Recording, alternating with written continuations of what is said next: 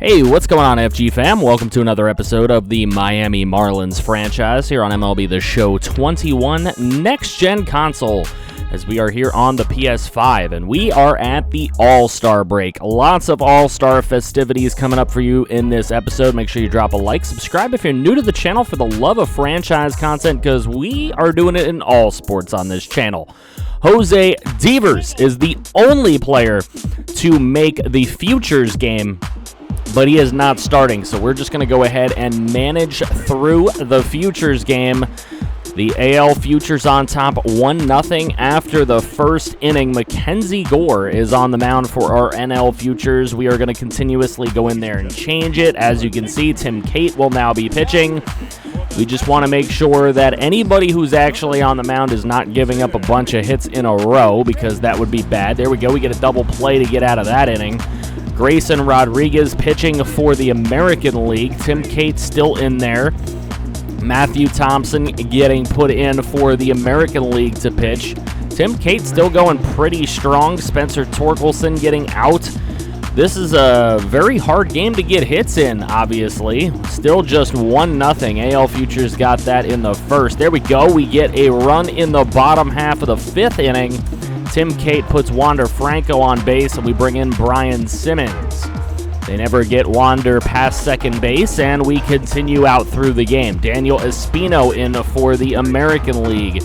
Simmons still pitching for us. He gives up a couple straight singles, so we're going to take him out, put in Nick Lodolo, and a fielder's choice. This is their chance to take the lead. Nice strikeout by Lodolo. Joe Willard on the mound for the American League, and we get a single, a strikeout. Now we're going to do some pinch hitting, get some different guys to have some chances in there. So we will keep Owen Cassie because there was nobody really to pinch hit for him. Devers coming in with his chance, and he gets a single to load the bases in the bottom half of the seventh inning. So we are going to bring in Jamie Lease, and Lease into a fielder's choice. So they get the runner at home, but everybody else safe. Still bases loaded. Casey Golden now in this as the DH, and we're going to leave him and let him go. 3-run score on a double from him. A bases clearing double from Golden to give the NL Futures the 4-1 lead. So we continue to pinch hit here. Brett Beatty, we're going to take him out for Luis Toribio. Nothing much doing for him. Wander Franco is leading off for the American League, and he is out, as well as everybody else in that inning. We're floating on through here. We're getting into the ninth inning shortly, but we've got some batting to do. Torres gets on base. Owen Casey is up again, but he grounds out. So we are looking for Matt Tabor to take us to the win, and he does. The NL Futures defeat the AL Futures 4-1. Wander Franco still the player of the game, as he was 1 for 2 with a homer and a ribby. Now we move forward to the Home Run Derby, and looking at our participants, we've got Yordan Alvarez, we've got Gleyber Torres, Nelson Cruz, Mike Trout, Eugenio Suarez, Christian Yelich, Dom Smith, and our own Brian Anderson. So we do have a participant, which I will be controlling in this one. Batting .280 with 21 homers and 58 ribbies at the All-Star break. Here's Brian Anderson. He gets a big homer of .449 and then a .478, so he's already earned his bonus. Owned his bonus? What the hell? That makes no sense. But here, 5 homers in. There is a miss, and then look at that one. .447 to straightaway center, .432, .415, .458. I consider myself doing a really nice job with Brian Anderson right now. A lot of home runs coming from him as we're into the bonus. 11 homers for Brian Anderson. I was proud of this, but he's going up against Yordan Alvarez, who apparently has 35 home runs already at the All-Star break. Didn't realize he was doing that well. He's got 4. He's got 5. With under a minute to play in his regular time, he did earn the bonus, so 7. Now 8, and he's through his regular with 9. He gets 10, he gets 11, and with no time remaining, he gets the pitch and hits the 12th homer, and he will take out our boy Brian Anderson. So Yordan Alvarez goes to the next round to take on Eugenio Suarez. It'll be Nelly Cruz and Gleyber Torres on the other side of the bracket. Pretty darn good home run derby we have going so far. Yordan Alvarez hits 9 to Eugenio's 8. Nelly Cruz hits 10 to Gleyber Torres' 8. So it will be Cruz and Alvarez here in the finals of the home run derby. Nelson Cruz having a little trouble. He hits a couple in a row, then a third, then a fourth, then a fifth, then a sixth, and then a seventh to straightaway center. Then he hits one out to left for number 8, and he is done. So Yordan Alvarez shouldn't have a ton of trouble winning this, honestly, the way he has been crushing them. That's 3, that's 4, 5, 6, 7, 8, and one more to win. There it is. Yordan Alvarez is the champ. So at least Mr. Brian Anderson lost to the home run derby champion. Yordan Alvarez takes the trophy home. And it's notable, worth mentioning, that Brian Anderson did hit the second highest homer total in any round with those 11. So it is time for the AAA All-Star game. Jesus Sanchez will be our player lock as he is our starter in this game, and right away a dribbler down the first baseline. Did not go well, but our South All-Stars are leading the game 2-0. Now it's 2-2 with Sanchez at the plate, and what a grab from the second baseman, ranging over to make that catch on the liner from Sanchez. Here in the top half of the 6th, an opportunity to bring some runs home, but flying out into foul territory just past third base. So a tough day for Jesus Sanchez. He was pinch hit for in the 9th inning, and the North All-Stars ended up coming back to get a victory 6-3 and taking out our South All-Stars. As you take a look there, 6-3 it was. Errol Robinson, player of the game, he was 2 for 2 with a homer and 3 ribbies. Matt Ball gets the win. Nolan Kingham gets the L. He only pitched 1 inning, but he did take the loss. So looking throughout the box score, we see a lot of obvious pinch hitting. That happens all the time in All-Star games. A triple for Waters, a double for Rijo. He had an RBI, so did Waters and Sanchez. So actually, Jesus Sanchez got a ribby with a dribbler down the line. We have Robinson with the 3-run shot, and then Bell had the other 3 RBIs for the North. So those 2 guys really the catalysts for them. We have a trade to update you on as the Blue Jays selling Hyunjin Ryu to the Angels for a couple of prospects. Don't know if I love the trade for them.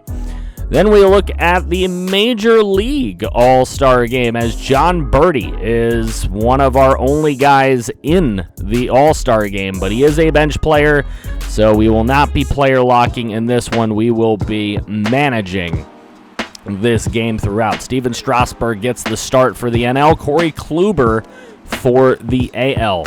And the game is 0-0 all the way into the second. There's a solo shot for Corey Seager.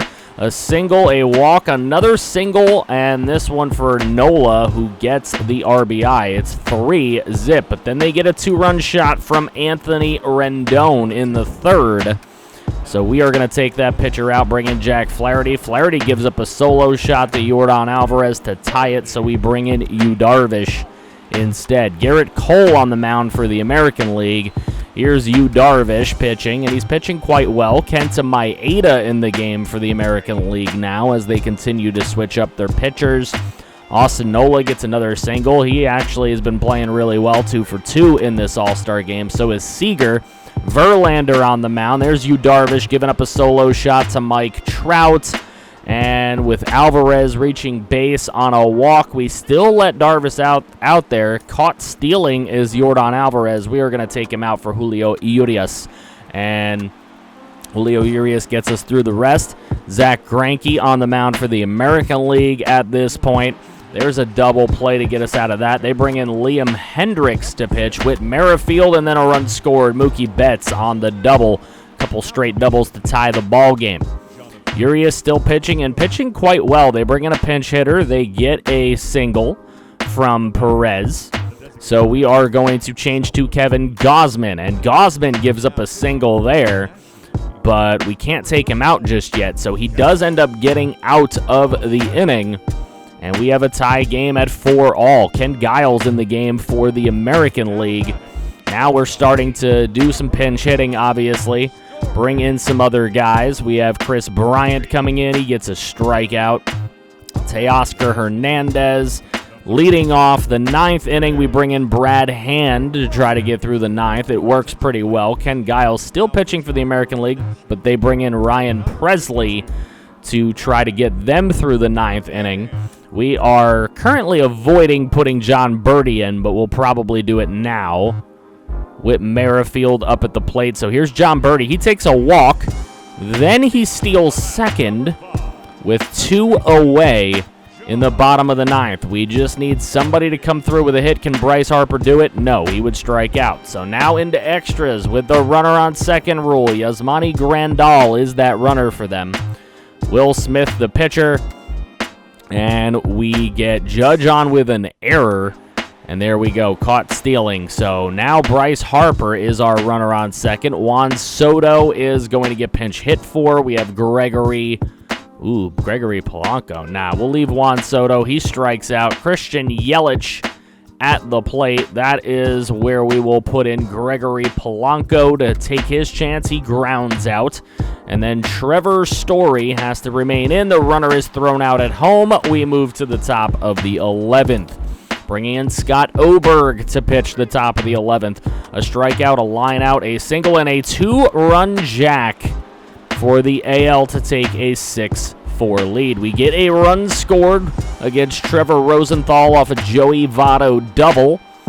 And we're going to need more runs in order to get it done. There's a ground out by Real Muto. It's up to John Birdie, our player, and he flies out. And that is how the American League wins the All-Star Game 6-5 over the National League. Anthony Rendon, player of the game there, a homer and 2 ribbies for him.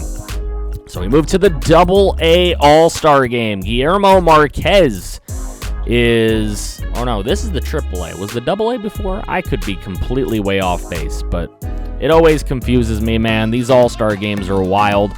But here we are. It is AAA. This is the AAA All-Star Game. Guillermo Marquez is our player here, so we're going to manage because he's obviously not the starter of this game. That is Connor Pilkington against Jimmy Nelson in this one. So we're already got a 1-0 game in the bottom half of the first. 1-zipperoonie. There's a solo shot. And there is a single to start. So we are going to take him out, put in Tim Cate. He was in the future game. And now pitching again a couple of days later. So we're wasting other teams' pitchers. 1-1 is the game. Adrian Morejon on the mound. And we are trying to bring some runs home, but just can't do it, man. 1-1. These AAA games are rough. Tim Cate still on the mound. We're bringing in Andres Sotile. I don't know. 4 runs scored by the West All-Stars. Not looking good for us. There's Trey Supak on the mound for them. We are trying to bring some guys home. We got Billy Hamilton on our AAA All-Star team. That's pretty cool. And Robbie Cano. So we got quite the All-Star team that are scoring no runs, I might add, honestly. Matt Grace in there pitching against us, and we still can't put up any runs. So Sotile still on there, gives up a single to C.J. Abrams, one of the best prospects in all of baseball. So we bring in Bryce Wilson. And Bryce Wilson not really having any easier luck. So we are going to let him go, and he gives up 3 more runs. Why not? 8-1 is what it is as we continue on through the game. So Daniel Bard pitching for them right now. We just need runs, and we're going to go through our little pinch hit spiel here. Santiago Espinal will fly out. Heston Kierstad, it's a solo shot. Let's go, Kierstad. Pinch hit solo shot from another one of the best prospects in all of baseball. So Noel V. Marte is on third base right now. We get the strikeout to end that. Still Daniel Bard still pitching for them. I'm assuming they will change, and they do. Michael Baez coming in to pitch Josh Ockamy is on second. We get a pop-up. After the double from Ockamy, we get a walk from Austin Romine. And then bringing in Lucas Irseg. He's hit by a pitch. So now it is Guillen. And, we'll just let him go. We'll put Torrey Hunter in. He strikes out. Now we have Heineman in there. He will walk, a run scores. It's 8-3. Espinal up at the plate. They get a pitching change, and Espinal clears the bases with a double against Nick Vincent. And the West still defeats the East in the AAA All-Star game. 8-6. They hold on, but Heston Kierstad is the player of the game. 1 for 2 with, obviously, that solo shot and the run scored when he came into the ball game on the pinch hit. So we're going to continue simming through the All-Star break now, and we're going to give you guys some gameplay in a bit. Matt Olson gets traded away to the Padres from the A's. They get a couple of prospects back, Adrian Morejon and Matthew Batten. Morejon was just in the All-Star game, so, hey, not a bad return, I guess, for a guy that I guess wasn't going to stay on the team. I'm not quite sure there. I don't know why you'd want to give away Matt Olson, but they did it, and now we're going up against the San Diego Padres at home at South Beach Park. Welcome to South Beach Park. There are rumors that the park could be changing this offseason, but it might limit the spending of the Marlins.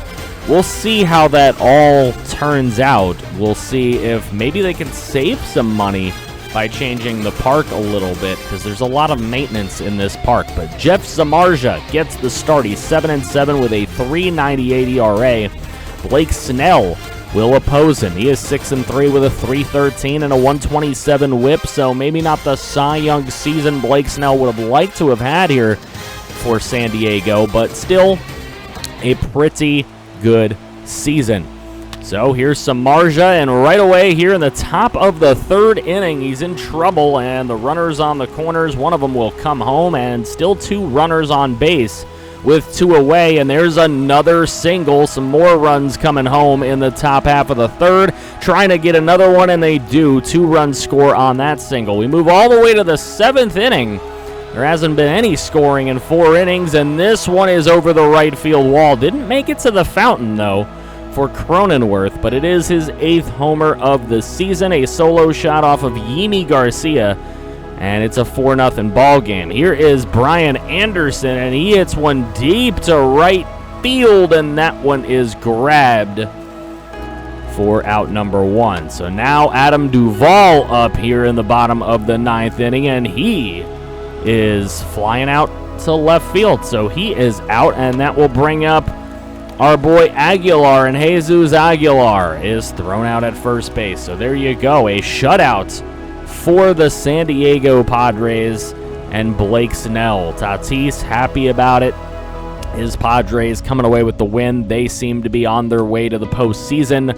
Blake Snell goes 7 1/3 and shutout baseball. Only 4 hits from the Marlins in this game. Tommy Pham had a double. Cronenworth with the homer. Nola, Olson, and Cronenworth with ribbies. So Matt Olson, in one of his first games with the Padres, comes away with an RBI here against us.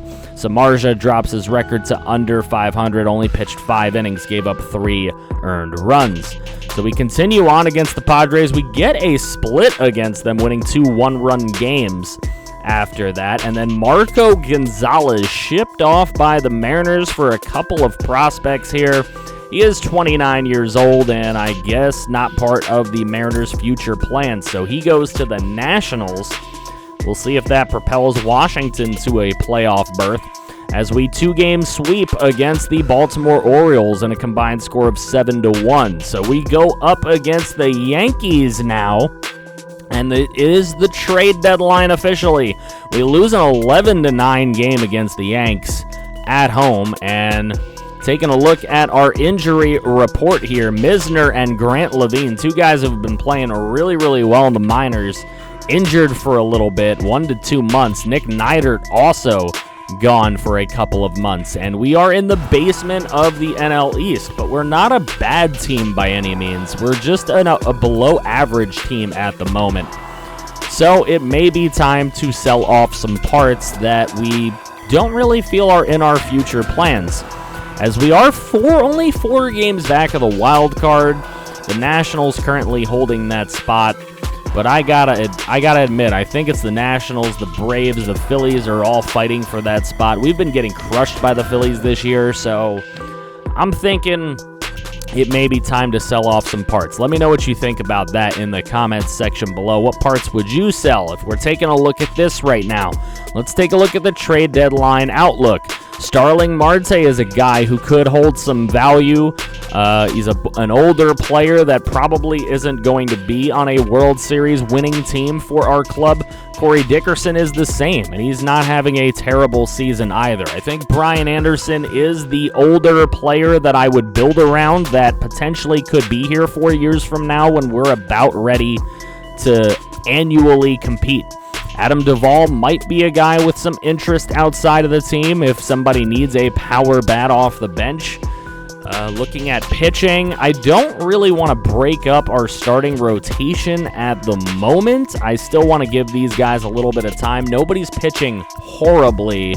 It's just nobody's pitching better than average right now, and that's what makes it a little bit tough. So if we look at our outlook here in our budget screen, Roberto Osuna is a guy that could have some interest, and he has blown some saves throughout the season, but I'm thinking, you know, we might be able to hold on to him as somebody who could be able to close down any close games we might be able to get into. But Corey Dickerson, that is a guy I might be looking to ship off here. He's not with the team past this year, and probably not a guy that I would re-sign either. So that might be a guy to ship. Starling Marte is another guy. He's probably going to want bigger money next year, like double-digit millions per year, and it's probably not going to be a guy I want to pay that to. Look, already over 100 games. He's only got 7 bombs, only batting really .271. You can get a lot of people to do that in this league. Miguel Rojas might be another part to sell off. I mean, Rojas has 5 dingers this year. He's only batting .259, which is like one of his worst averages in the last 4 years. Adam Duvall's costing us $5 million. It might be time to just save some money on this team. Shane Green has been a very good reliever, so it's not really somebody I'm looking to ship off. Tyler Flowers is a guy maybe. Mike Leake, maybe somebody wants these guys. Matt Wieters, Yimi Garcia, I don't know if there would be any interest in those two gentlemen, but these are people that could be shipped off, so definitely stay tuned. Here are some guys we could look to bring in, guys that are on the trade block right now.